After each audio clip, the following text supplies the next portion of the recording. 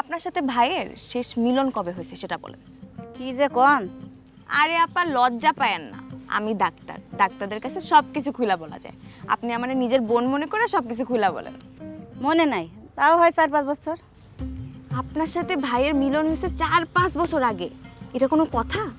এটার কারণ কি জানেন? কারণ আপনারা অর্থনৈতিকভাবে সচ্ছল না। ভাইয়ের মাথায় তো নানান ধরনের দুশ্চিন্তা ঘুরতে থাকে। কিভাবে ঘরটা পাকা করবে, কিভাবে আপনাদের জন্য বাজার করবে, কিভাবে আপনাদের সুখে রাখবে। এত দুশ্চিন্তা মাথায় নিয়ে একটা মানুষ যখন বাসায় আসে, তখন কি আর শারীরিক মানসিক কোনো শক্তি থাকে বলেন?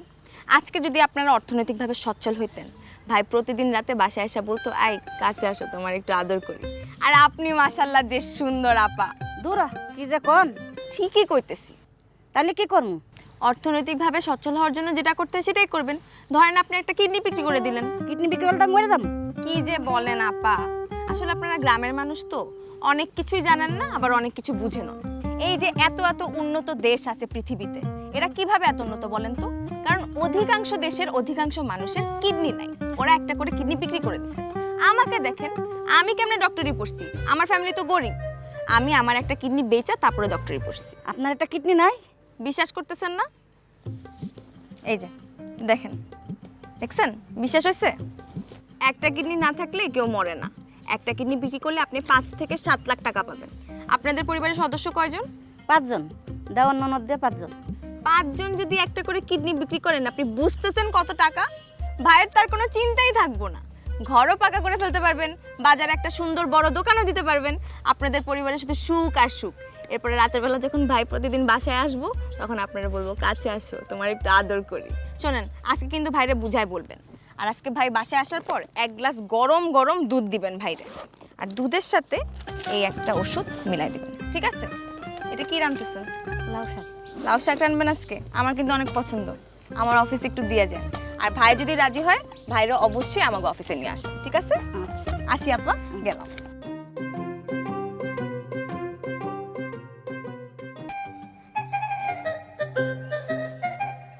কি রে হিরোইনসি, তুই আমার পাশে এসে দাঁড়াইছিস কেন? হ্যাঁ, যা সর, তোর শরীর থেকে গন্ধ বেরোতেছে, যা সর।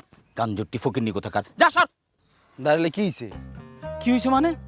আমি এই এলাকার একমাত্র শিক্ষিত লোক, 1998 সালে 8 পাস করছি, এই যুগের MA পাশের সমান। আর তুই আমার পাশে এসে দাঁড়াইছিস, হিরোইনসি কোথায়? যা সর, সর। অনেকে তারা কোন দিকে যাইব? ভাইয়া সোনা মানিক আমার লক্ষ্মী সোনা, পাগলামি করিস না সোনা। যা তো যা না যা কি হয়েছে? আমি কি আপনাকে পুরোটা আঙ্গুল দিছি? যা পাগল লগে এবার তো কালা খেলা না। এই সর।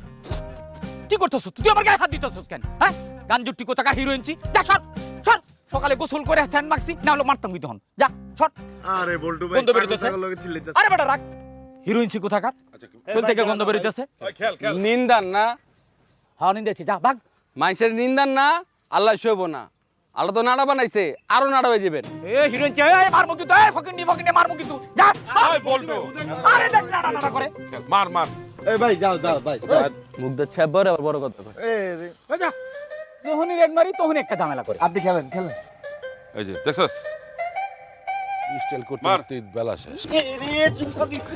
এটা কি হলো? কি হলো? এই হিরোইনসি আমার চুমা দিছে। এই, ধরা বলটো ধর এই, ধরা ধরা ধরা বলটো ধরা ধরে আমি পায়ে বাচ্চা বাচ্চা। এ বাচ্চা উপরে উঠবে না, তোরে কিন্তু আমি মাইরা ফালামো। হিরোইনসি কোথাকার? তুই একটা শিক্ষিত লোকের গালে চুমা দিছস, তুই কামটা কি করছস? তুই 8 পাস, শিক্ষিত, গাড়ি দাস কে? তোর তখন চুমা দিছি, তোর সুযোগ মতো পাইলে